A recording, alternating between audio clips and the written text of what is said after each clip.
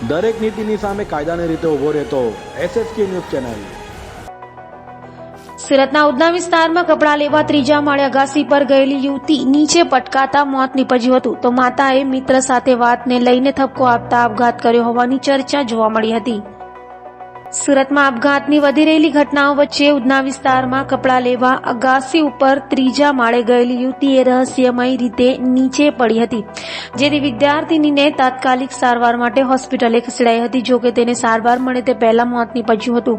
તો એવી ચર્ચા ચાલી રહી હતી કે યુવક મિત્રની વાતને લઈને માતાએ યુવતીને ઠપકો આપ્યો હતો, જેથી યુવતી અને તેની માતા વચ્ચે ઝઘડો થયો હતો। ત્યારબાદ યુવતી અગાસી ઉપર કપડાં લેવા માટે ગઈ હતી અને નીચે પટકાઈ હતી, જેથી આપઘાતની આશંકા સેવવામાં આવી રહી છે।